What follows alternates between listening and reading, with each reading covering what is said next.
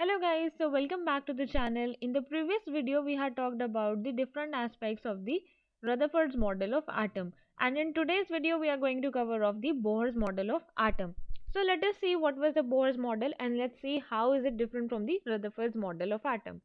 So the very first postulate given by Bohr was that an atom has a positively charged nucleus at its center and most of the mass of the atom is in the nucleus. Now this is almost similar to what Rutherford had said कि centre में क्या है positively charge nucleus है और सारा मास जो है atom का वो इसकी वजह से रिस्पॉन्सिबल है. सेकेंड पॉइंट उसने थोड़ा चेंज किया. What did he say? He said that the electrons revolve around the nucleus in special orbits. अब कौन से हैं वो special orbit? These are the discrete orbits. What do we mean by discrete orbit? By discrete orbits he meant कि हर orbit की अपनी एक स्पेसिफिक एनर्जी है and it can not change. तो इन ऑर्बिट्स को उसने कहा discrete orbits. Also these orbits are sometime called as shell और एनर्जी लेवल. तो आप उन्हें ऑर्बिट्स बोलो, डिस्क्रीट ऑर्बिट बोलो, शेल बोलो या एनर्जी लेवल बोलो, they are the same thing. Now to in order to differentiate between these shells, इनको represent करने के लिए it was either said you name by the letters K, L, M, N and so on, या फिर आप उन्हें 1, 2, 3, 4 simply number कर सकते हो. As you can see here, ये जो first shell है this is represented by K or you can represent it by 1, ठीक है, and so on K, L, M and N ऐसे.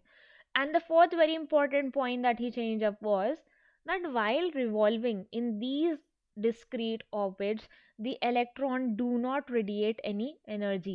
आपको याद होगा रदरफोर्ड के मॉडल में जब हमने बात की थी वहाँ पे ड्रॉबैक में ही यही था कि इलेक्ट्रॉन जब सर्कुलर ऑर्बिट में घूम रहा है तो वो ओवर द टाइम अपनी एनर्जी लूज करता जाएगा और स्पाइरल फॉर्म में जाके कोलैप्स कर जाएगा न्यूक्लियस पे. लेकिन यहाँ पे बोहर्स मॉडल ऑफ एटम में ही साइड कि ये इन डिस्क्रीट ऑर्बिट्स की ये स्पेशल इसलिए है बिकॉज जब तक इलेक्ट्रॉन इनके अंदर रिवॉल्व कर रहा है तब तक वो एनर्जी रेडिएट नहीं करेगा. सो वो अपने ही पाथ में फिक्स्ड पाथ में रिवॉल्व करता रहेगा. These were the main features of the Bohr's model of an atom. तो एग्जाम में कभी कभार डायग्राम के साथ भी पूछ लिया जाता है तो you can draw this diagram. You simply need to draw these orbits and label them K, L, M and N, and of course in the center is the positively charged nucleus. So these were the few postulates, and by this time uh, another subatomic particle was found out, that was the neutron. Now neutrons were discovered by Chadwick. He was a very famous scientist. And neutron की जो property discover की गई थी it was found out कि इसका जो mass है it was almost equal to a proton, लेकिन थोड़ा उससे वैल्यू में ज़्यादा था, थोड़ा सा. लेकिन ऑफ कोर्स इलेक्ट्रॉन से तो काफ़ी ज़्यादा ही होगा क्योंकि इलेक्ट्रॉन का तो मास नेग्लिजिबल होता है. एंड अगर हम इसके चार्ज के बारे में बात करें तो it was found out to be electrically neutral. Neutral यानी कि इसके ऊपर कोई चार्ज नहीं था, इट वाज जस्ट ज़ीरो. ठीक है, no not positive no negative, it just neutral. ठीक है, तो this is not much discussed in NCERT. हम भी ज़्यादा डिटेल में अभी नहीं जाएंगे. We will just discuss about it few parameters later on. पर पहले ज़रा अब हम वापस आते हैं हमारे बोर्स मॉडल ऑफ एटम पे कि अब हमें ये सब तो पता लग गया कि इलेक्ट्रॉन्स के अपने अपने एनर्जी लेवल में घूम रहे हैं. बट द थिंग इज़ कि ये जो अभी हमने पीछे बात की यहाँ पे कि ये के शेल है, एल, एम एन एन, इन सब में कितने कितने इलेक्ट्रॉन्स आ सकते हैं. अब इलेक्ट्रॉन्स किसके अंदर किस तरह से फिल होंगे, that is the main thing. क्योंकि अभी तक तो जो बात हुई वो सिर्फ physically we had described it up. Now how many electrons can be occupied in each of the shells, let's see that. So over here we are going to see the distribution of electrons in the different shell. अब उसने कुछ rule भी दिए थे Bohr ने अपने, the 3 rules for filling up electrons in these shells. अब वो क्या है? पहला रूल उसने ये कहा कि किसी भी शेल के अंदर मैक्सिमम नंबर ऑफ इलेक्ट्रॉन जो आ सकते हैं it is given by the formula 2n² where n is the number of the shell. जो भी शेल आप ले रहे हो, फर्स्ट शेल ले रहे हो तो 1, सेकेंड शेल ले रहे हो तो 2, इस तरह से आप सिंपली उस नंबर को सब्स्टिट्यूट करो और आप फाइंड कर सकते हो कि उसके अंदर कितने इलेक्ट्रॉन्स आ सकते हैं. तो फर्स्ट शेल की अगर हम बात करें यानी कि K shell, K is 1 n is equal to 1, तो आप n इज इक्वल टू यहाँ पे 1 सब्सटीट्यूट करोगे तो क्या हो जाएगा 2 इंटू 1 स्क्वायर यानी कि 2 इलेक्ट्रॉन्स। तो इसका मतलब ये हो गया k शेल के अंदर, मैं यहाँ पे एक बना देती हूँ, आपको समझने में आसानी होगी। If this is the first orbit, k shell के अंदर 2 इलेक्ट्रॉन्स ही आ सकते हैं, ये 2 इलेक्ट्रॉन, इससे ज़्यादा नहीं आ सकते। देन सेकेंड शेल की बात करें यानी कि l शेल, l में n की पावर l की वैल्यू क्या हो जाएगी 2 हो जाएगी, तो दिस इज 2 इंटू 2 स्क्वायर यानी कि 8 इलेक्ट्रॉन्स। तो अब जो इसके बाद ये सेकेंड शेल आया, इसके अंदर कितने इलेक्ट्रॉन्स आ सकते हैं, मैक्स टू मैक्स हम 8 इलेक्ट्रॉन्स ऑक्यूपाई कर सकते हैं। So this one can occupy 8 electrons. इसी तरह से आप थर्ड और फोर्थ शेल का भी कैलकुलेट कर सकते हो। तो ये वैल्यूज है कि जो थर्ड शेल है m shell, it can hold up to 18 electron, और जो n शेल है it can hold up to 32 electrons. ठीक है, ये इनकी पावर है कि हम इतने इलेक्ट्रॉन्स रख सकते हैं अपने पास। लेकिन अब अगर हम सेकेंड रूल के बारे में बात करें, वो थोड़ा इंपॉर्टेंट है। वो क्या कहता है, वो कहता है कि the maximum number of electrons that can be filled in the outermost shell is 8। किसी भी एलिमेंट का जो भी आउटर मोस्ट शेल होगा, मतलब आप इलेक्ट्रॉन फिल करते करते जा रहे हो, अब जो भी उसका लास्ट शेल आया उसके अंदर आप 8 इलेक्ट्रॉन से ज़्यादा नहीं भर सकते। This is the second rule. And third rule that he said was that electrons cannot be filled in a shell unless the inner shells are filled. What do we mean by this one? इसका मतलब ये है कि अगर ये एक element का मैं स्ट्रक्चर बता रही हूँ, ठीक है, मान लो आपको इलेक्ट्रॉन फिल करने, तो आप पहले इनर मोस्ट शेल को फिल करोगे। ठीक है, मैंने एक इलेक्ट्रॉन यहाँ डाल दिया, अब मुझे दूसरा इलेक्ट्रॉन जो डालना है, I cannot put it here, no. What will I have to do, जब तक इनर शेल कंप्लीट नहीं हो जाता, दूसरा इलेक्ट्रॉन भी जाएगा यहाँ पे, अब मैं नेक्स्ट शेल पे जा सकती हूँ। But why, because inner shell की कैपेसिटी कितनी थी, सिर्फ 2 ही थी। अब आप आगे वाले शेल में जा सकते हो, अब आप थर्ड इलेक्ट्रॉन यहाँ पे डालोगे, सिमिलरली आप फोर्थ भी यहीं डालोगे, फिफ्थ भी यहीं डालोगे। आप इसमें इलेक्ट्रॉन तब तक डाल सकते हो जब तक इसकी पावर पूरी ना हो जाए, यानी कि यहाँ पे 8 इलेक्ट्रॉन्स ना आ जाए, उसके बाद आप थर्ड शेल में जाओगे। This is how the electrons are filled up. Now before we practice finally कि electrons किस तरह से fill up किए जाते हैं, one more thing that we need to see is what are the rules for determining the different number of subatomic particles। कि किसी भी element में अगर आपको कोई दिया जाता है तो उसमें कैसे पहले ये ढूंढें कि कितने इलेक्ट्रॉन है, कितने न्यूट्रॉन और कितने प्रोटॉन, उसके बाद ही तो हम प्रैक्टिस कर पाएंगे कि according to Bohr electrons protons को, इनको मतलब इलेक्ट्रॉन्स को किस तरह से फिलअप करना है। So first of all we need to determine that. तो यहाँ पे सबसे पहले आपको क्या करना है कि अगर आपको एक एटम में कोई भी अगर आपको एक एलिमेंट दिया जाता है और आपको ये पता लगाना है कि उसके अंदर इलेक्ट्रॉन कितने हैं, तो आप सबसे पहले जो उसका एटॉमिक नंबर है, ठीक है, वो पता लगाइए। फॉर एग्जाम्पल अगर हम सिंपलेस्ट हमारे एलिमेंट की बात करें, हाइड्रोजन, हाइड्रोजन का एटॉमिक नंबर आपको पता है 1। हमेशा जो इलेक्ट्रॉन है वो इसके इक्वल होंगे in an electrically neutral atom. Electrically neutral atom से मतलब जब तक आप सिर्फ न्यूट्रल एटम की बात कर रहे हो, आप H प्लस या H माइनस की बात नहीं कर रहे हो, अगर हम जब तक न्यूट्रल की बात कर रहे हैं तब तक number of electron will be equal to the atomic number. ठीक है, एंड जो नंबर ऑफ प्रोटॉन है that will also be equal to the atomic number only. ठीक है, तो ये भी 1 हो गया। ठीक है, अब प्रोटॉन्स किस तरह से ढूंढे जाते हैं उसके लिए हमें डिस्कस करना पड़ेगा। दूसरा एग्जाम्पल हम हाइड्रोजन के बाद ले लेते हैं हीलियम। हम क्यों न्यूट्रॉन नहीं डिस्कस कर रहे, will just discuss that up. अब हीलियम का एटॉमिक नंबर आपको पता है 2 है। ठीक है, तो नंबर ऑफ इलेक्ट्रॉन्स इसके अंदर कितने हो गए 2, क्योंकि अभी हम न्यूट्रल के बारे में बात कर रहे हैं। प्रोटॉन्स कितने हो गए, वो भी हमारे हो गए 2। न्यूट्रॉन किस तरह से ढूंढे जाएं, फिर न्यूट्रॉन्स ढूंढने के लिए we require the help of the mass number. तो अब यहाँ पे हम इसका मास नंबर लिख लेते हैं। मास नंबर हीलियम का, यानी कि सिंपली मास कितना होता है 4 AMU होता है हीलियम का मास। ठीक है, अब मैंने आपको ये बताया कि ये एक एटम है। ठीक है, इसके अंदर 3 है चीज़ें हैं, इलेक्ट्रॉन, प्रोटॉन और न्यूट्रॉन। ठीक है, अब आई हैव टोल्ड यू कि इलेक्ट्रॉन का मास तो नेग्लिजिबल है, तो आप मास के लिए किन का सम करोगे, प्रोटॉन और न्यूट्रॉन का। Now this is what you need to do. Atomic mass आपको पता है 4 AMU है, ठीक है। And this is equal to proton हमारे कितने हैं, प्रोटॉन हमारे पास 2 है, न्यूट्रॉन को हम n ही रख देते हैं, तो n की वैल्यू क्या आ गई, 4 - 2 इज इक्वल टू 2। तो यहाँ पे आपको इस तरह से पता लग गया कि नंबर ऑफ न्यूट्रॉन्स कितने हैं। तो न्यूट्रॉन्स पता लगाने के लिए आपको मास नंबर की नॉलेज होनी भी ज़रूरी है, because the number of neutrons is equal to the difference between the mass number and the atomic number, और इन अदर वर्ड्स आप कह सकते हो नंबर ऑफ प्रोटॉन, क्योंकि जो एटॉमिक नंबर है ये उसी के तो इक्वल है, राइट। तो ये आप इस तरह से ढूंढ सकते हो। अब बात आती है हाइड्रोजन में, हम न्यूट्रॉन मैंने क्यों नहीं डिस्कस किया, बिकॉज हाइड्रोजन का, let me write this up again here, atomic number and mass number. हमने कहा एटॉमिक नंबर 1 है, but we know that hydrogen का मास नंबर भी 1 ही है, इट्स जस्ट 1 AMU, ठीक है।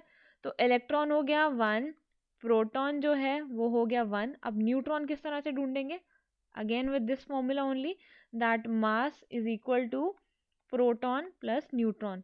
अब मास नंबर हमें पता है 1 है, प्रोटॉन भी 1 है, तो n की वैल्यू क्या हो गई, n की वैल्यू हो गई 0। यानी कि hydrogen is the only element in all the elements जिसमें न्यूट्रॉन प्रेजेंट नहीं होते, ठीक है। ये क्वेश्चन कभी कभार पूछ लिया जाता है, तो आपको ध्यान रहना चाहिए कि hydrogen is the only element जिसमें neutrons are not present, just the electron and proton, because it is the lightest element, ठीक है। So that is why for explaining you neutron मैंने हीलियम का एग्जाम्पल लिया, बाकी आप और भी एग्जाम्पल ले सकते हो। नाउ लेट अस सी कि अब हम किस तरह से इलेक्ट्रॉन्स को फिल करते हैं। So over here I have taken up the list of some elements and how to fill up their atoms, they fill up their electrons in the different shells. So as you can see I have taken up the elements in the order only, hydrogen, helium, lithium in their atomic number form, right। इनके symbols आपको पता है, chapter 3 में हम कर चुके हैं। Atomic number, of course we know their atomic numbers, ठीक है। एंड ऑफ कोर्स अब हमें बात करनी है कि इनके अंदर कितने इलेक्ट्रॉन हैं। अब यहाँ पे जितने भी हम एटम्स के बारे में बात कर रहे हैं, एलिमेंट के बारे में बात कर रहे हैं, दे ऑल आर न्यूट्रल, ठीक है। तो इनका इलेक्ट्रॉन जो होंगे, नंबर ऑफ इलेक्ट्रॉन कितने होंगे, it will be equal to the atomic number only. तो आप देख सकते हैं यहाँ पे भी 3 है, यहाँ पे भी 3 है। जैसे इसका नाइट्रोजन का एटॉमिक नंबर 7 है, तो नंबर ऑफ इलेक्ट्रॉन कितने हैं, 7 है। सिमिलरली मैग्नीशियम का एटॉमिक नंबर कितना है, 12 है, तो नंबर ऑफ इलेक्ट्रॉन कितने हैं, 12 है, ठीक है। तो जब तक आप न्यूट्रल एटम्स के बारे में बात कर रहे हो, then number of electrons will remain exactly the same as the atomic number. अब हम बात करते हैं कि इलेक्ट्रॉन्स का डिस्ट्रीब्यूशन किस तरह से किया जाएगा। जो अभी हमने बोहर का मॉडल देखा कि ये के शेल है, एल शेल है, इन सब के अंदर कितने कितने इलेक्ट्रॉन्स हैं, ठीक है। तो हाइड्रोजन हमारा सबसे lightest element, number of electron कितने हैं, 1। अब पहला इलेक्ट्रॉन है किस में जाएगा, it will start with the innermost shell. Innermost shell कौन सा है, के शेल है, तो के शेल के अंदर जाएगा, ये आ गया 1, दैट्स इट। हमें सिर्फ एक ही इलेक्ट्रॉन भरना था। अभी ये जो आप एक और कॉलम देख रहे हैं, ये अभी हम थोड़ी देर में डिस्कस करेंगे। पहले let me just explain how these electrons are to be filled up. अब नेक्स्ट एग्जाम्पल पे जाओगे आप, हीलियम। हीलियम में कितने इलेक्ट्रॉन है, 2 इलेक्ट्रॉन है। तो अब दूसरा इलेक्ट्रॉन कहाँ जाएगा, दूसरा इलेक्ट्रॉन भी उसी शेल में जाएगा, क्योंकि अभी वो पूरा भरा नहीं है। आप इसे यहाँ पे इस तरह से 1 और 1 नहीं कर सकते, ये गलत होगा, क्योंकि रूल ने क्या कहा था, पहले इनर मोस्ट शेल पूरा होगा तभी आप हायर शेल में जाओगे। सो इसकी इलेक्ट्रॉनिक कॉन्फ़िगरेशन हो गई 2। लिथियम, अब लिथियम में क्या है, लिथियम में 3 इलेक्ट्रॉन्स हैं, बट के शेल कितने इलेक्ट्रॉन ऑक्यूपाई कर सकता है, एट मैक्स ओनली 2। और ये हम कैसे कह सकते हैं, बाय द फॉर्मूला 2n²। तो अब थर्ड इलेक्ट्रॉन कहाँ जाएगा, नेक्स्ट शेल में, दैट इज एल। इस तरह से आप आगे बढ़ते जाओगे, ठीक है। इनर मोस्ट शेल में 2 ही रहेगा, आप आगे बढ़ते जा रहे हो। अब यहाँ पे आ जाते हैं सोडियम। सोडियम में है 11 इलेक्ट्रॉन्स, 2 आ गए इनर में, फिर आ गए 8। अब मैं यहाँ पे अगर मैं 2 और 9 कर देती तो ये गलत हो जाता, क्यों, क्योंकि जो एल शेल है उसमें आप 8 से ज़्यादा इलेक्ट्रॉन रख ही नहीं सकते, तो ये हो जाएगा गलत। तो आप क्या करोगे, आप 8 फिल करने के बाद आप जाओगे नेक्स्ट हायर शेल में, which is the M shell, and हो जाएगा 1। फिर इसी तरह आप आगे बढ़ते जाओगे। एल्यूमिनियम के लिए फिर आप m में आगे बढ़ते जाओगे, आप n में कब जाओगे, जब m में पूरा हो जाएगा, इस तरह से।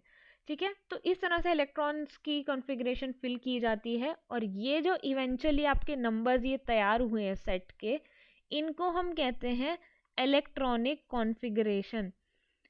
तो अगर आपको एग्जाम में किसी भी एलिमेंट की इलेक्ट्रॉनिक कॉन्फ़िगरेशन पूछी जाती है, इट मीन्स आपको ये बताना है कि डिस्ट्रीब्यूशन ऑफ इलेक्ट्रॉन्स क्या है। इसको इस तरह से लिखा जाता है। फॉर एग्जांपल, अगर हम कार्बन के बारे में बात करें कि कार्बन की इलेक्ट्रॉनिक कॉन्फ़िगरेशन कितनी है, तो आप ऐसे लिख सकते हो 2,4। इट इज़ ऑटोमेटिकली अंडरस्टूड कि ये के शेल है, ये एल शेल है, and so on. For example, अगर आप एल्यूमिनियम की बात करें, एल्यूमिनियम के लिए आप लिखोगे 2,8,3। This is the electronic configuration for aluminium. So this is how the electrons are filled up, and in other words you can say this is how the electronic configuration of elements is written. ठीक है, तो NCERT में आपको सिर्फ first 18 या first 20 elements के बारे में ही डिस्कस किया है, इससे ज़्यादा एलिमेंट्स के बारे में नहीं डिस्कस किया है, because as and when you will go to higher classes you will learn an even complex way of filling up the electrons which is not like this. क्योंकि इसमें भी कुछ खामियां हैं जो अभी आप नहीं समझ सकते, थोड़ा उनको अंडरस्टैंडिंग की ज़्यादा ज़रूरत है, तो उनको हम हायर क्लासेस में पढ़ेंगे. We will see that how those electrons are filled up, but more or less तरीका सेम ही रहेगा. जो रूल्स हैं कि पहले innermost electron shell fill up होगा वो सेम है, कि इलेक्ट्रॉन्स हर ऑर्बिट में एक स्पेसिफिक इलेक्ट्रॉन ही आ सकते हैं, वो भी बात ठीक है. बस थोड़ी इनकी जो ये जो रिप्रेजेंटेशन है KLM है ना, दीज रिप्रेजेंटेशन चेंज, बाकी the basic rules remain the same. यहाँ तक आई होप आपको इतना समझ में आ गया होगा कि बोर का मॉडल ऑफ एटम क्या था एंड उसके अकॉर्डिंग इलेक्ट्रॉन्स किस तरह से फिल किए जाते हैं. अब एग्जाम में एक तरह की क्वेश्चन और आते हैं, that how to represent this electronic configuration in the form of diagram. आपने जैसे मान लो आपने रिटन फॉर्म में तो लिखना सीख लिया कार्बन की इलेक्ट्रॉनिक कॉन्फ़िगरेशन है 2,4, but how will you represent in the form of diagram? Let's see that. Now this is a diagram. All these figures are given in NCERT and they are very important. अब ये क्या है, किस तरह से बनाई गई है? जैसे अभी कार्बन का ही मैंने आपको डिस्कस कर रहे थे, तो हम उसी को ले लेते हैं पहले, कि कार्बन की इलेक्ट्रॉनिक कॉन्फ़िगरेशन है 2,4. दैट मीन्स K के अंदर 2 है और L शेल के अंदर 4 इलेक्ट्रॉन्स हैं. तो इसका डायग्राम कैसे ड्रॉ करोगे आप? You just make a proton in the centre, 2 shell बनाओ आप, एंड जिसमें जितने इलेक्ट्रॉन लिखे उतने इलेक्ट्रॉन डाल दो. K के अंदर 2 थे तो यहाँ पे 2 इलेक्ट्रॉन्स आ गए, L के अंदर 4 हैं तो 1 2 3 एंड 4.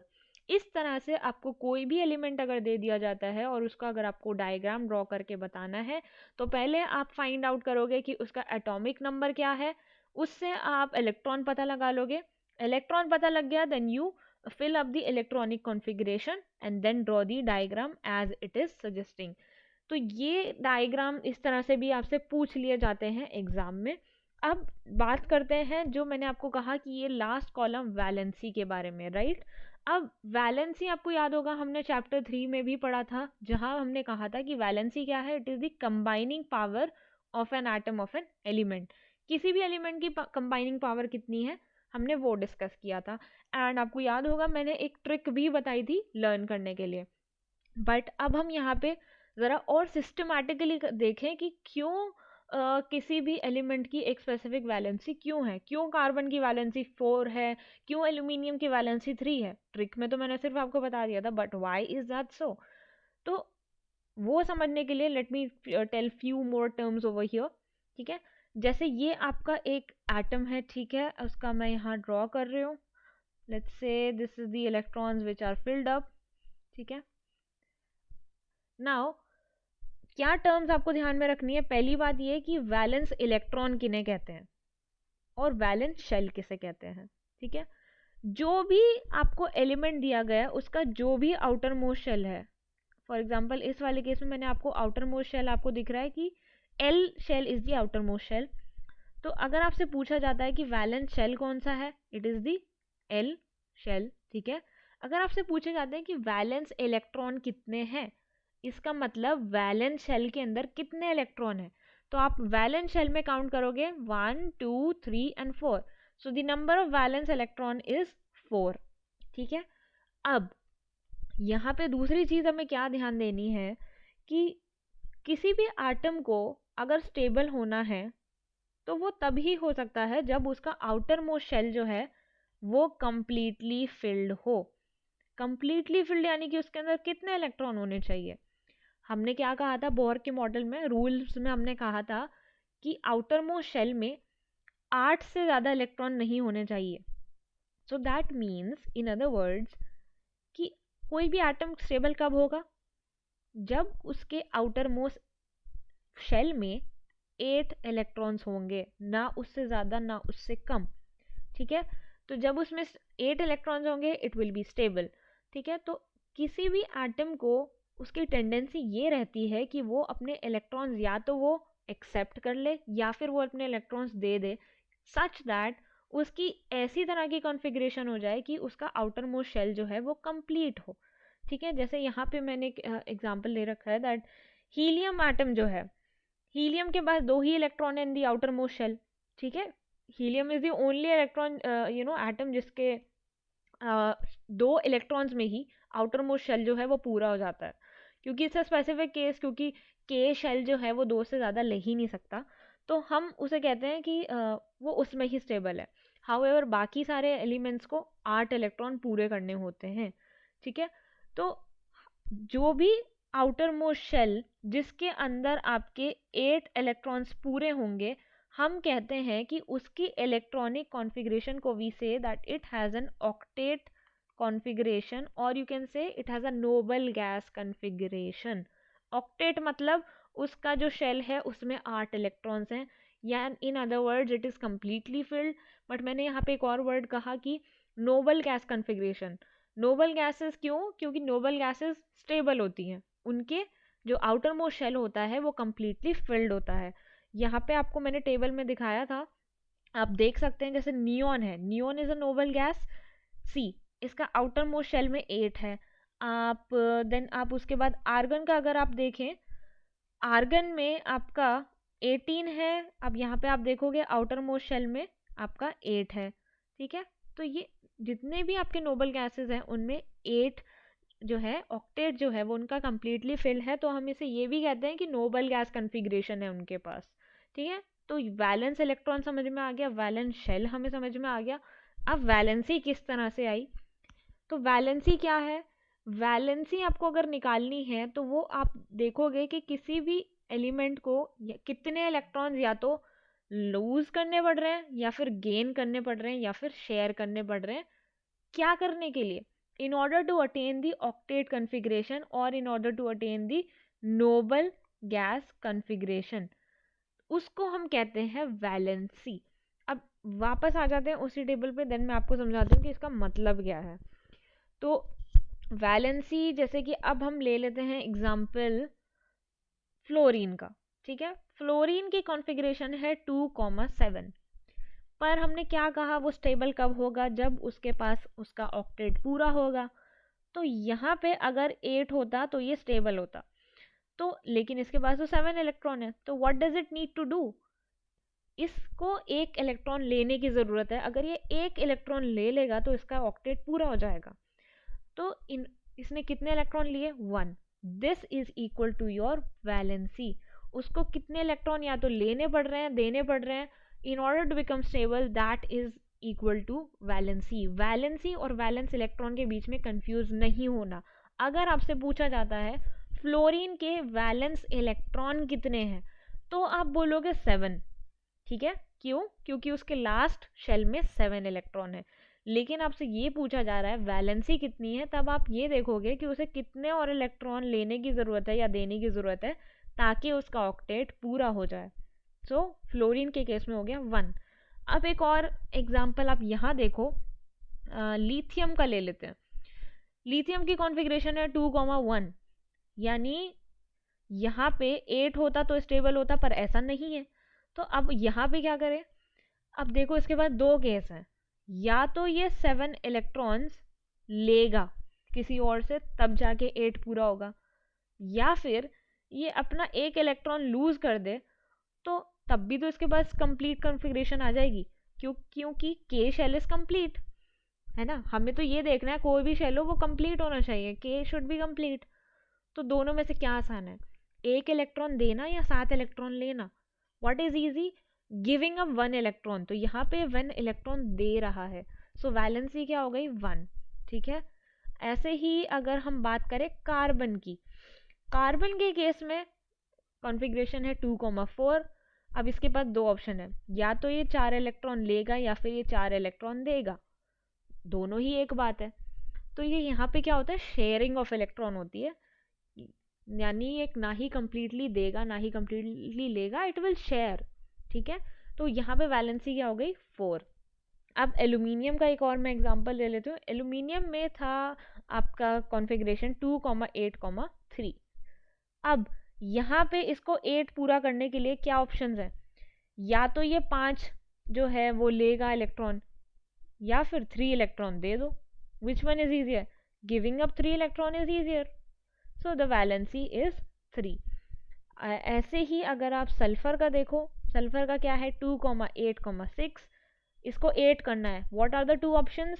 या तो ये 2 इलेक्ट्रॉन लेगा या फिर 6 इलेक्ट्रॉन देगा। Which one is easier? Giving 2 electron is easier, so the valency is 2। लेकिन ध्यान रखना, अगर आपसे वैलेंस इलेक्ट्रॉन पूछा जा रहा है तब आप लिखोगे 6, ठीक है। तो इस तरह से ये ढूंढा जाता है कि वैलेंसी क्या है किसी भी एलिमेंट की, इलेक्ट्रॉनिक कॉन्फ़िगरेशन क्या है। एंड ऑल्सो इस डायग्राम में एक और जो क्वेश्चन अब बनता है, मैं अब आपको बताती हूँ, क्योंकि वैलेंसी क्लियर है। आपको कोई भी रैंडमली कोई भी डायग्राम दे दिया जाता है और आपसे पूछा जाता है कि उसकी वैलेंसी क्या है। फॉर एग्जाम्पल आपको यहाँ नहीं पता ये कौन सा एलिमेंट है, आपको ये डायग्राम गिवन है, आपको पता लगाना है कि वैलेंसी कितनी है। तो आप क्या करोगे, आप आउटर मोस्ट शेल में काउंट करोगे कितने इलेक्ट्रॉन है, 1 2 3 4 5 6 7 इलेक्ट्रॉन है इन दी आउटर मोस्ट शेल। तो हमें इसको स्टेबल करने के लिए हमें तो 8 चाहिए। तो क्या करेगा ये, इसके पास दो ऑप्शन है, या तो ये 1 इलेक्ट्रॉन ले लेगा या फिर 7 इलेक्ट्रॉन दे देगा। Which one is easier? This one is easier, so valency is equal to 1। तो ये इस तरह से भी क्वेश्चन आते हैं 1 मार्कर्स में, एमसीक्यू में, या ऐसे तरह के क्वेश्चंस आते हैं। तो I hope this whole concept of Bohr's model of atom is clear to you, कि क्या उसके फीचर्स थे, किस तरह से इलेक्ट्रॉन फिल किए जाते हैं। बहुत सारे क्वेश्चंस इस टेबल से बनते हैं एग्जाम में। आपको कोई भी एलिमेंट दे दिया जाएगा, फर्स्ट 18 या 20 एलिमेंट्स में से आपको इलेक्ट्रॉनिक कॉन्फ़िगरेशन पूछी जा सकती है, वैलेंसी पूछी जा सकती है, और इसी से बेस छोटे छोटे क्वेश्चन काफ़ी सारे बन जाते हैं। तो प्रैक्टिस करिए इन सब एलिमेंट्स की इलेक्ट्रॉनिक कॉन्फ़िगरेशन लिखना और उनकी वैलेंसी ढूंढना। Please try to understand the difference between valency and valence electron, and make sure that you do not make any mistake in the exam. So this was all about this Bohr's model of atom. If you have any doubts, then do let me know, or if the video is clear, then of course like it and share it with your friends. So till then, we will see you up in the next video lecture. So bye bye and take care.